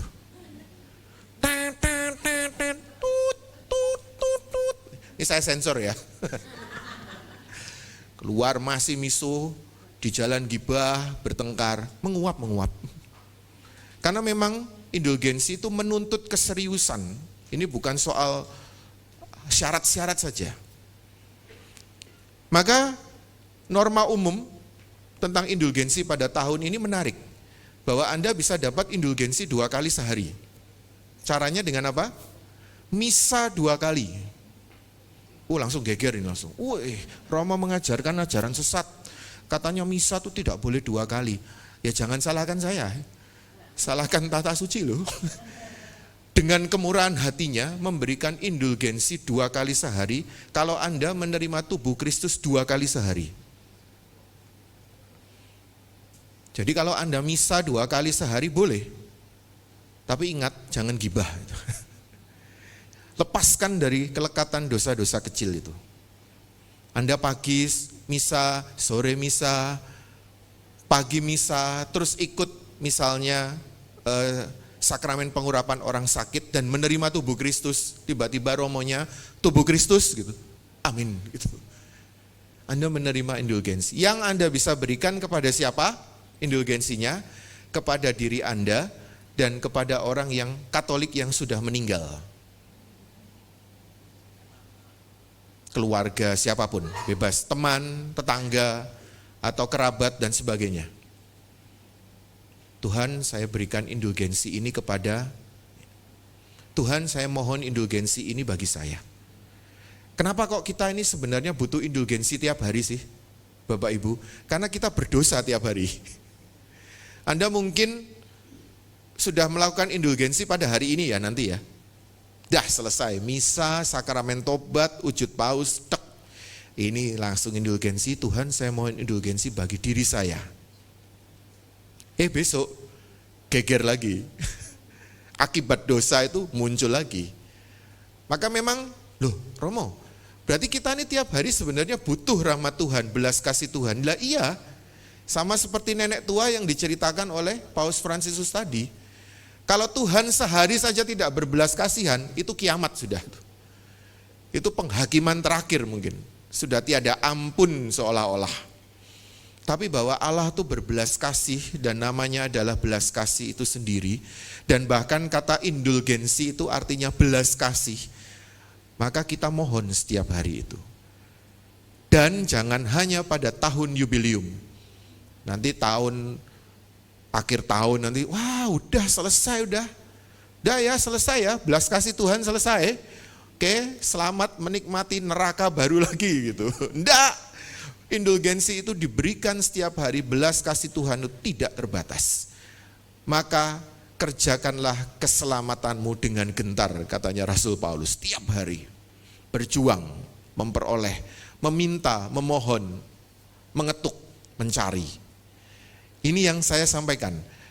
Maka indulgensi tidak hanya diberikan kepada Anda yang datang mengunjungi Tuhan di gereja, tetapi bagi Anda yang datang mengunjungi Tuhan di mana? Di penjara, di rumah sakit, tetangga. Karena Paus sendiri mengatakan apapun yang engkau lakukan, mengutip kata-kata Yesus, kepada salah seorang dari saudaraku yang paling hina ini, engkau melakukannya untuk aku. Maka Dewan Penitensiari dan juga Paus Fransiskus mengingatkan bahwa kunjungan kepada Tuhan bukan hanya di dalam gereja, tetapi kepada saudara-saudari kita yang malang.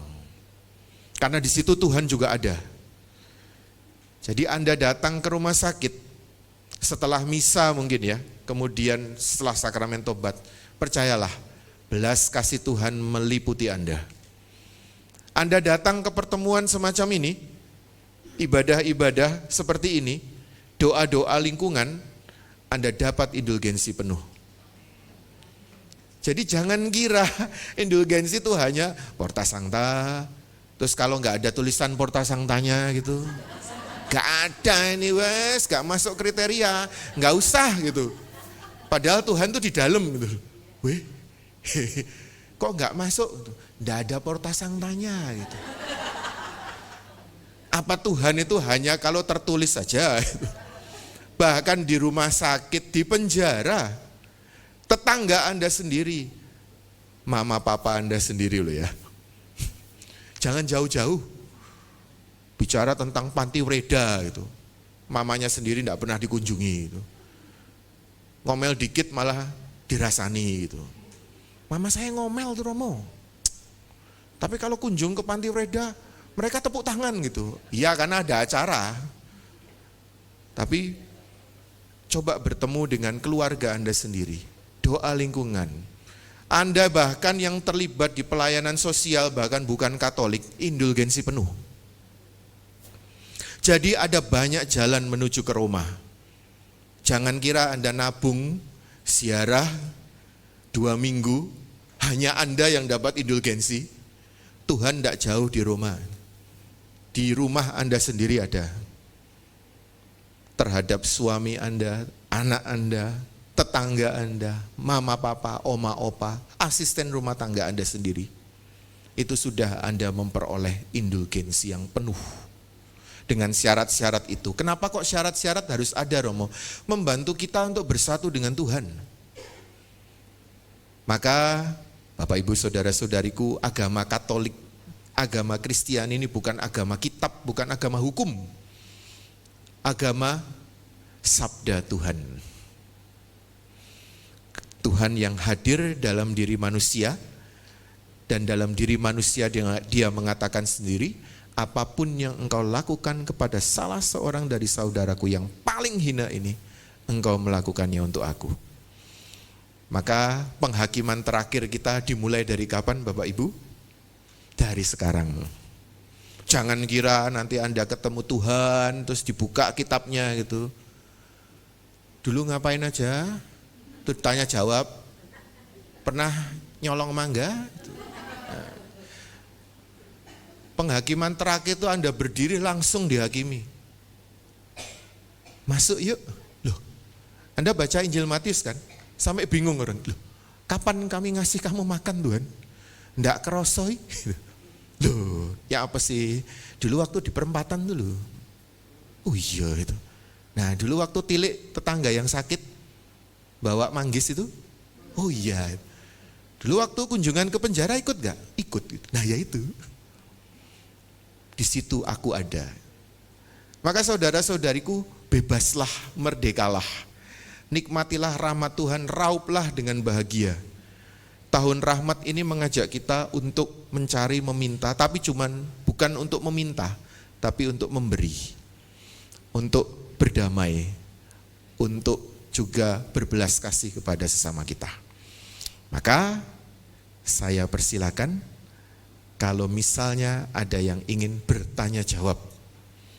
Ini waktu saya agak sempit, karena saya setelah ini langsung hari studi dosen. Iya, jam 11.30. Semoga ada yang bisa menjaga saya. Karena nanti kalau saya dicari, oh iya, mungkin yang tadi belakang sudah ada, terus di depan. Monggo. Cek. Ya, saya mau tanya Romo, ini Ya. mengenai Porta Santa saat kita mau ziarah, nah itu. Iya. Ke tempat-tempat yang ditunjuk oleh keuskupan. Iya. Misalkan apakah ada satu ritus yang harus kita lakukan saat kita mau masuk ke pintu Porta Santa itu, atau kita cukup untuk misalkan doa rosario sambil masuk, atau gimana Romo? Iya. Ritusnya itu loh. Iya. Memang ritus itu, kalau boleh saya jawab langsung, itu tidak ada. Memang di depan katedral ini kan dibuat doa ya. Itu hanya alat bantu. Membantu Anda supaya tiba-tiba datang gitu terus. Orang Surabaya ya, nyapo iki. Mbah, wis masuk aja, iya. Terus habis masuk, terus lapo iki. Sembayang aja, sembayang apa gitu. Bapak kami yuk, ayo. Gitu. Di dalam Bapak kami, wis ngene tok dah gitu. Iya paling, ayo nyoto gitu. Nah, itu hanya guyonan ya. Tapi doa-doa, atau mungkin nanti kalau Anda berkunjung kemanapun, Anda akan bertemu dengan cara doa atau doa yang berbeda, itu hanya alat bantu. Tapi sekali lagi kita kembali megang prinsipnya dulu, bahwa Tuhan itu mau menyambut Anda. Maka ketika Anda mau masuk, biasanya sudah dipersiapkan di luar supaya Anda tidak masuk dengan tergesa-gesa, marah-marah, geger, bingung, dan sebagainya. Itu bantuan dari paroki atau gereja setempat. Anda bisa misalnya masuk ke dalam jalan salib, bahkan kalau dalam masa apapun. Atau misalnya, ayo kita doanya, ini kan gereja Hati Kudus Yesus misalnya loh ya.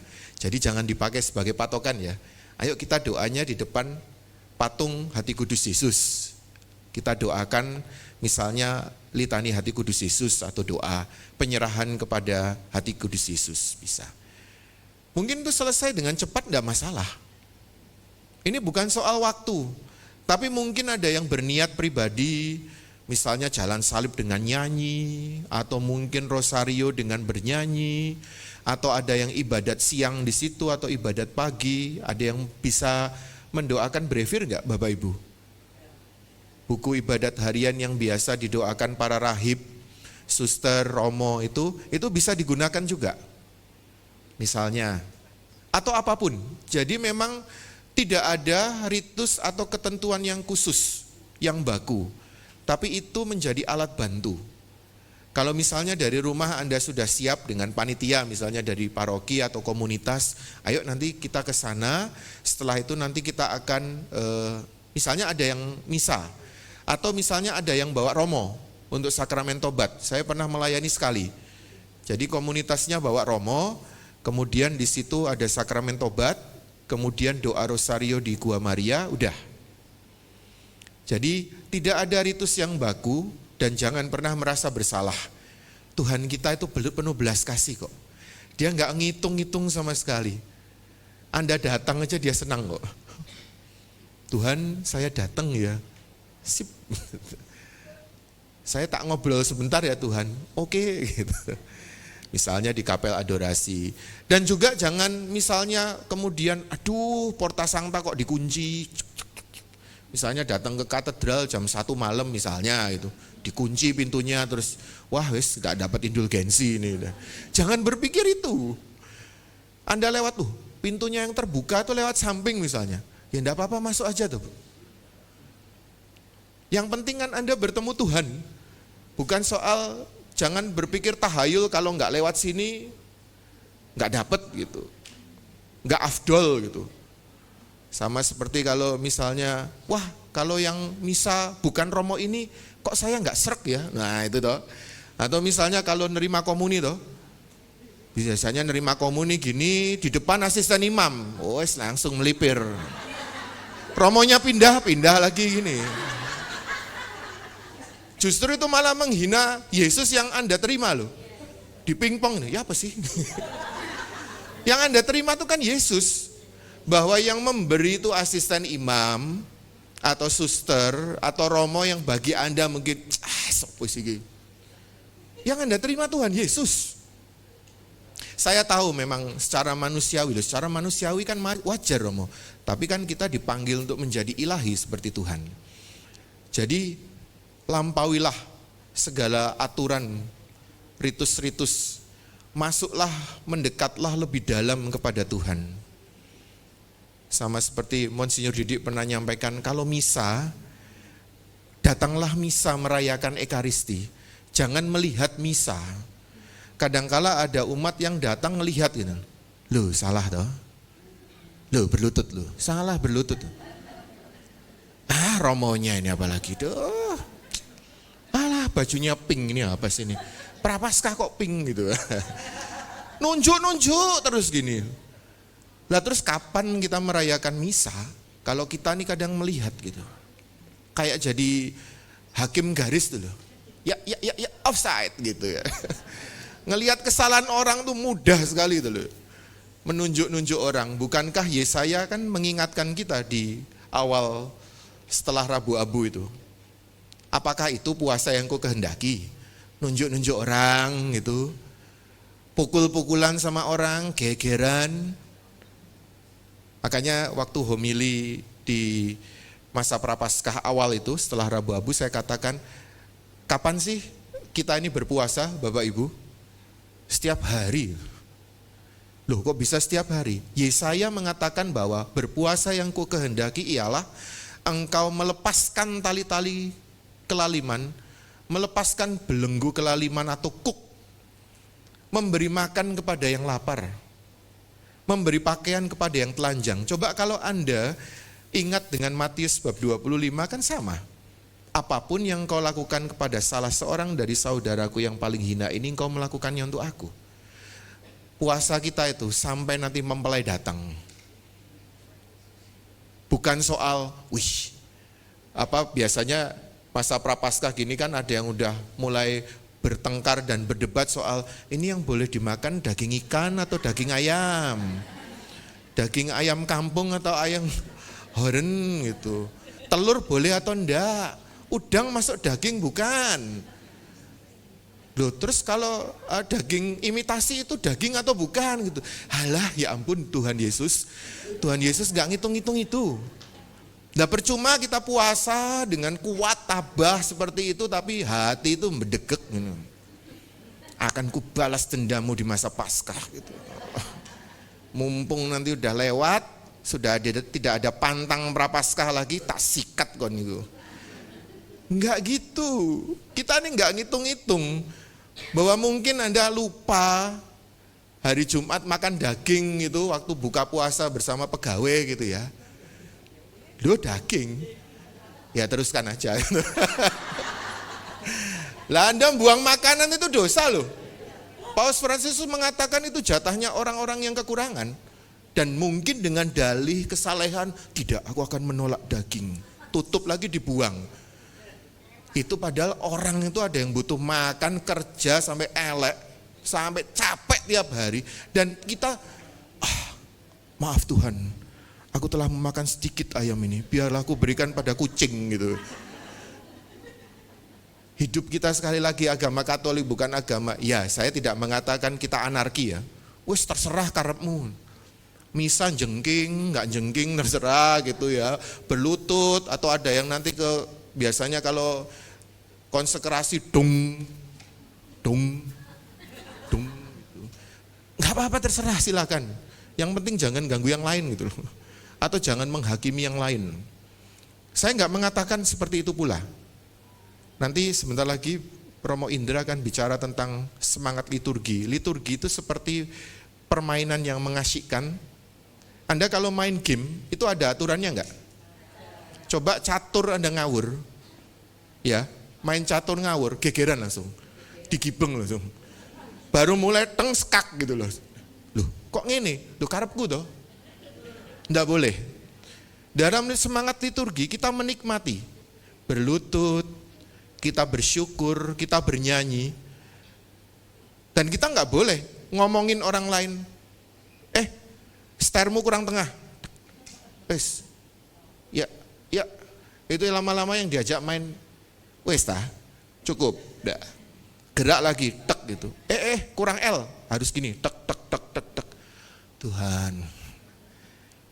Seperti suatu permainan yang ada tata aturannya. Ini saya nggak bilang misa tuh dolanan loh ya.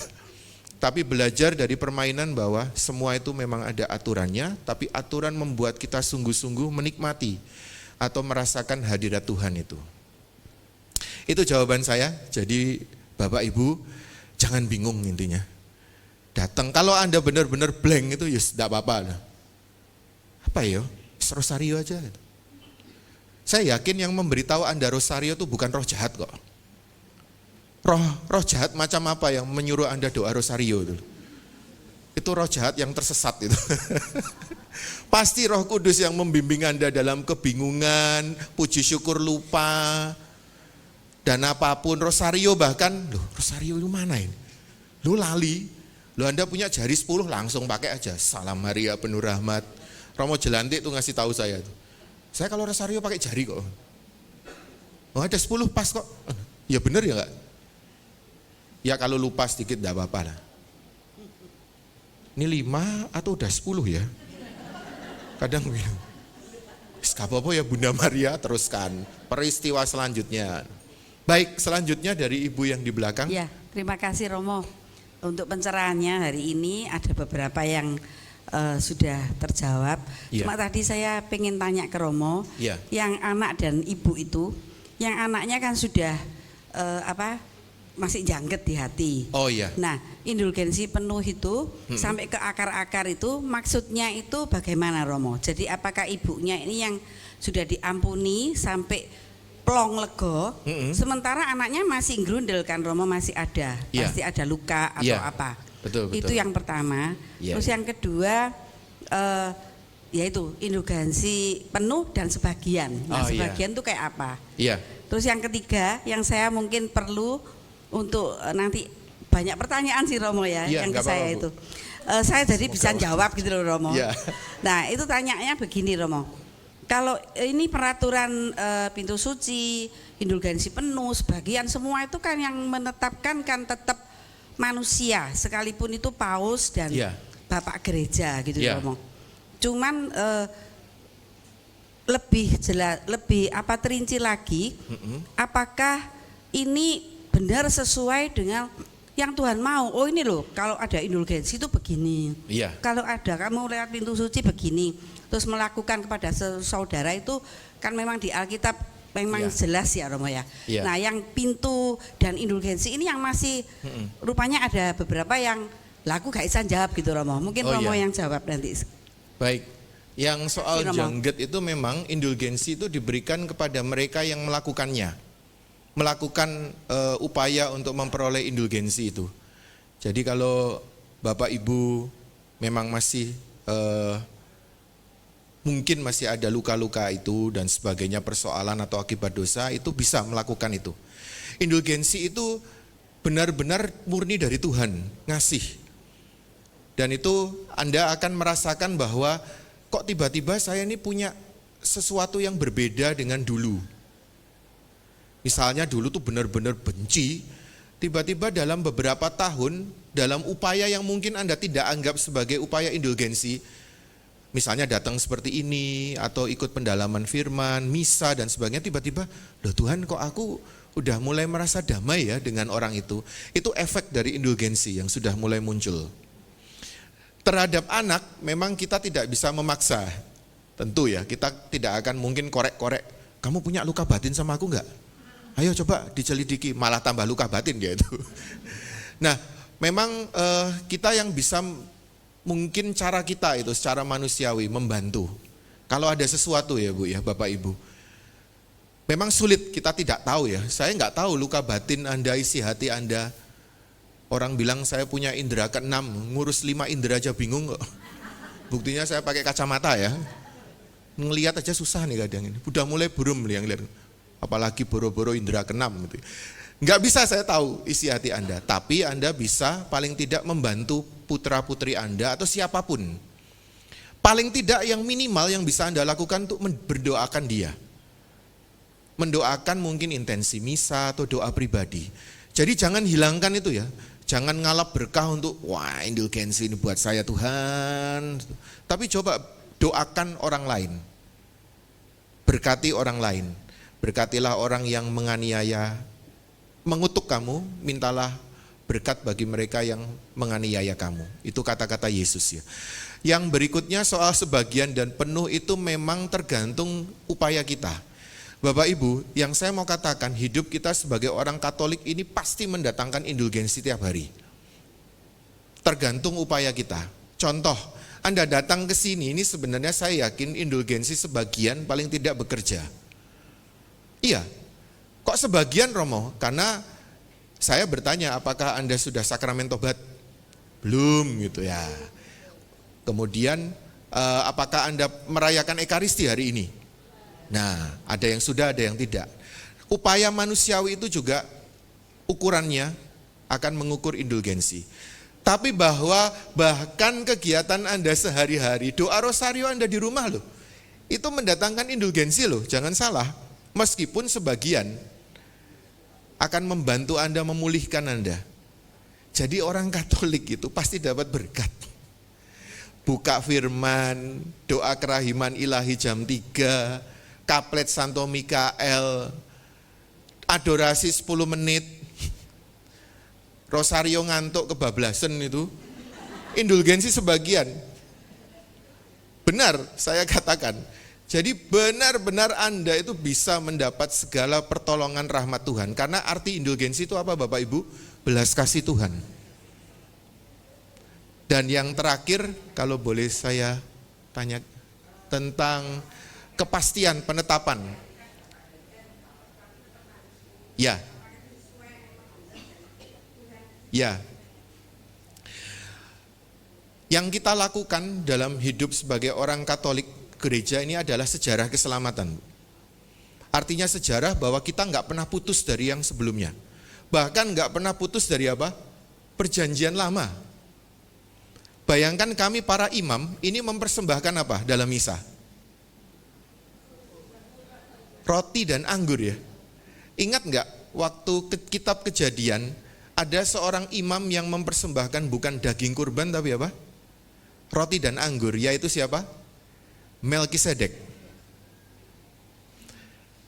Coba Anda cek di kitab Kejadian, waktu Abraham sudah selesai perang, kemudian ada seorang misterius, tidak berayah dan tidak beribu, itu menurut kitab Kejadian, datang bawa roti dan anggur, seorang Raja Salem.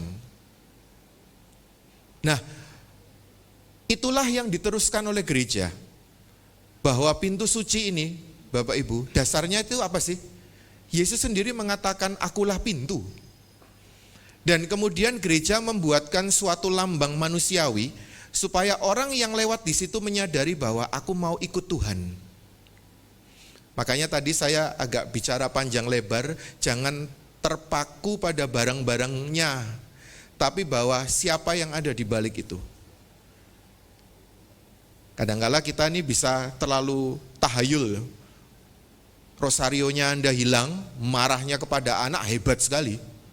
Nanti rosario ketemu tenang. Itu tahayul loh.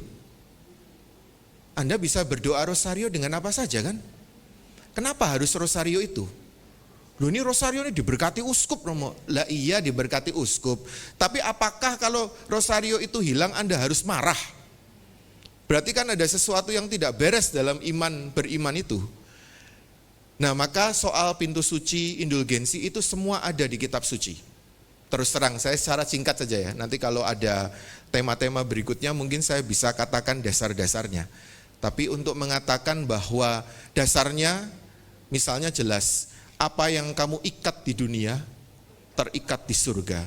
Yang kamu lepaskan di dunia terlepas di surga. Maka kuasa paus itu sebesar itu. Dan saya yakin diserahkan kepada orang-orang yang rendah hati. Bayangkan di dunia ini yang punya kuasa sebesar itu tidak ada. Presiden pun tidak punya.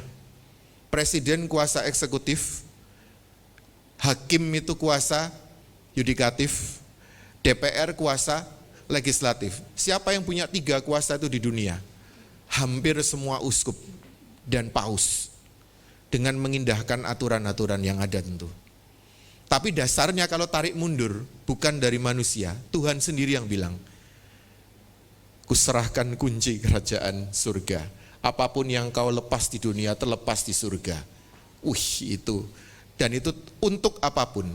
Dan apa yang diputuskan paus ini bukan untuk gereja, bukan untuk dirinya sendiri, untuk diri paus, tapi untuk keselamatan sebanyak mungkin jiwa. Makanya nanti setelah ini lewati pintu gereja manapun. Datang ke kapel adorasi manapun. Berdoalah di gua Maria manapun. Jangan kemudian mengeluarkan ukuran itu. Wah gak kudus sih tempatnya ya wis. Emang ada suci meter gitu ya. Trut. Oke, masuk gitu. Terus kita kan ngukurnya gitu. Kadang datang ke gereja, gak sip ini auranya tuh agak magenta ini. Kayak pindah gereja gitu. Padahal kita tahu bahwa Tuhan atau penampakan Bunda Maria kadang di tempat-tempat yang tidak terduga itu. Lourdes itu kan ya cuman tempat kampung kecil loh. Dan Anda tahu tabernakel hidup, kabut Yahweh kemuliaan Allah itu turunnya di kampung Nazaret. Bukan di Yerusalem. Tuhan lahir di mana? Bethlehem, kampung.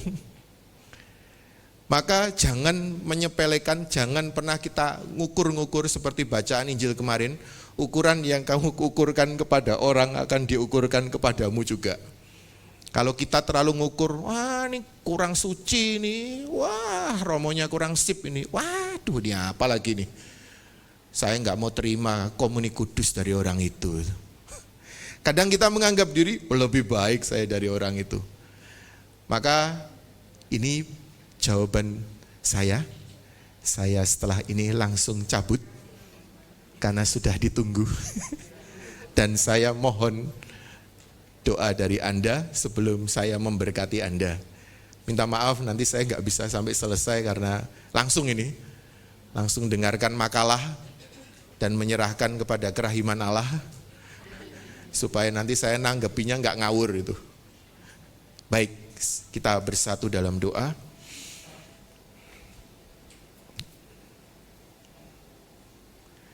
Dalam nama Bapa dan Putra dan Roh Kudus, amin. Tuhan, kami bersyukur memiliki Allah seperti Engkau, yang bahkan ukuran-Mu adalah tidak terukur. Betapa dalam, panjang, lebar kasih-Mu kepada kami semua, yang bahkan tidak bisa kami ukur lagi. Dan Engkau membiarkan kami justru tenggelam dalam belas kasih-Mu yang tidak terukur itu. Maka kami bersyukur atas kesempatan tahun rahmat ini untuk boleh bersiarah dan berjalan bersama-Mu. Semoga dalam tahun ini kami semakin matang dalam iman kami dan sungguh melihat dengan mata-Mu sendiri, mata yang penuh belas kasih dan tidak mengukur secara sempit dan pendek. Semoga kami melihat kehadiran-Mu bukan hanya di tempat-tempat yang kami pandang, tapi yang kami lihat dengan mata iman, bahwa Engkau hadir justru di tengah-tengah orang yang lapar, haus, telanjang, sakit, bahkan mereka yang dalam penjara, dan justru dalam orang-orang yang merintih dalam dosa-dosa mereka untuk dilepaskan. Kami mohon ya Tuhan, semoga kami menjadi murah hati seperti Engkau murah hati, dan kami berusaha untuk tidak mengukur lagi cinta kasih kami. Karena ukuran cinta kasih itu adalah mengasihi tanpa ukuran. Semoga rahmat-Mu Kau limpahkan kepada kami, supaya sepanjang hayat kami boleh selalu berjalan bersama-Mu, dan bolehlah kami pula sampai kepada pintu gerbang keselamatan kami. Sebab Engkaulah Allah kami kini dan sepanjang masa. Amin. Tuhan bersama-Mu. Semoga Allah membukakan segala yang baik bagi Anda, dan semoga Anda yang meminta akan diberi, yang mencari akan mendapat, dan yang mengetuk akan dibukakan pintu bagi Anda semua. Dan semoga rahmat Allah mengalir bagi Anda dalam nama Bapa dan Putra dan Roh Kudus. Amin. Terima kasih.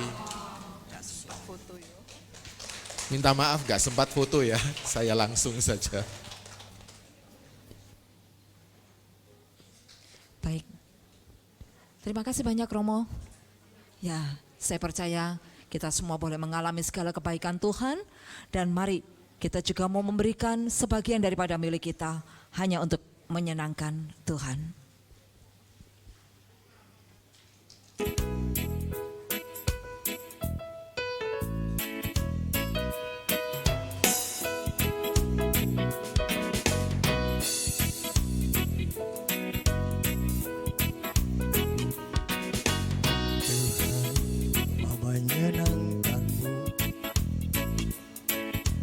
Tuhan, bentuklah hati ini jadi bejana bagi hormat-Mu, cemerlang bagai emas murni. Tuhan,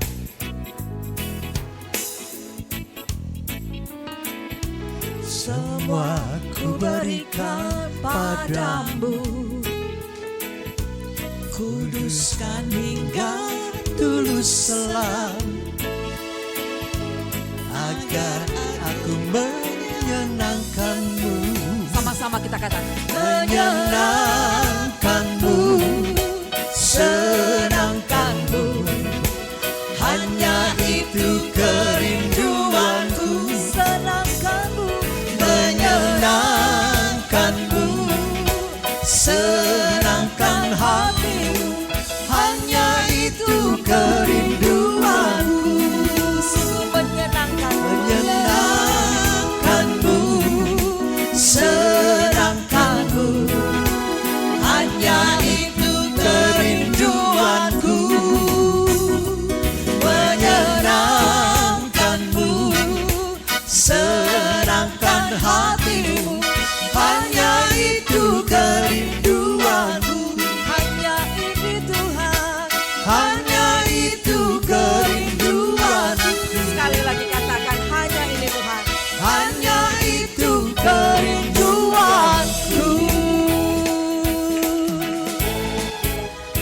kita tahu apa artinya pintu suci, apa yang harus kita lakukan. Saya percaya kita semua di tempat ini mau lebih lagi boleh menyenangkan hati Tuhan. Amin. Nah, dan Pindoman ini akan memberikan satu hadiah ya buat Bapak Ibu yang datang paling pertama. Ya, siapa yang datang yang pertama kali di tempat ini? Siapa yang baru pertama kali? Saya tadi tahu teman saya, sahabat saya, Ibu Endang, ya, dia tanya, boleh nggak sih datang ke Pindoman? Saya bilang ini semua terbuka untuk umum. Dia pikir hanya komunitas. Ya, Bu Endang boleh maju ke depan. Ya, oke. Ya. Siapa lagi ya yang datang pertama kali di tempat ini?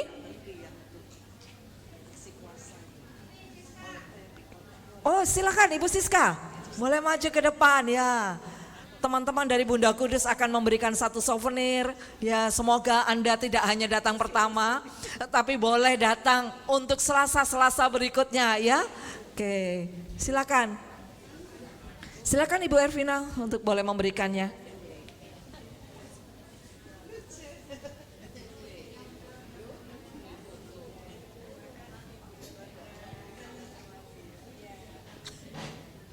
Ya, terima kasih. Mungkin akan diabadikan? Tidak ada yang foto? Itu dia. Ya, Sis Nancy tolong.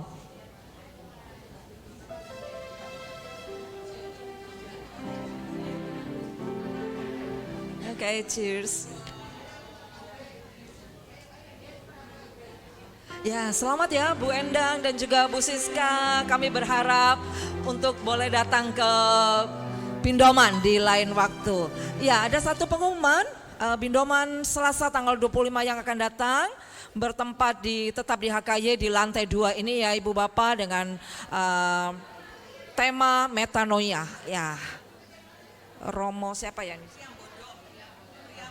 Oh, ya, bersama dengan Romo Ignatius Priambodo Widi CM. Ya, ya, boleh datang ke tempat ini, bawa teman, bawa kerabat untuk kita boleh mengalami kasih Tuhan.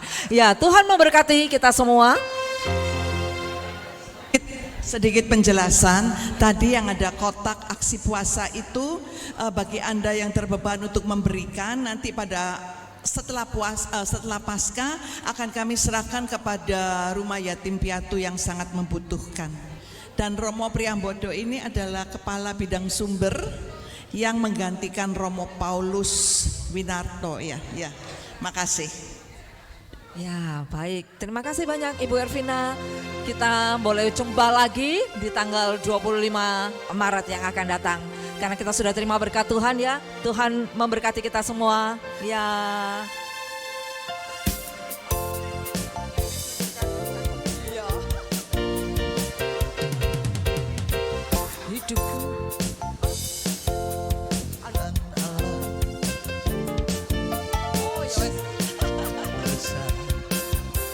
Tuhan Allah di tengah kita besar, besar. Dia senangkan dan didangkan dengan sukacita. Dia mengasihi dan bersuka karena kita.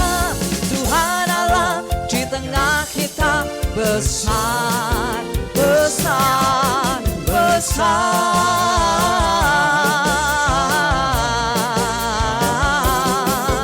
besar.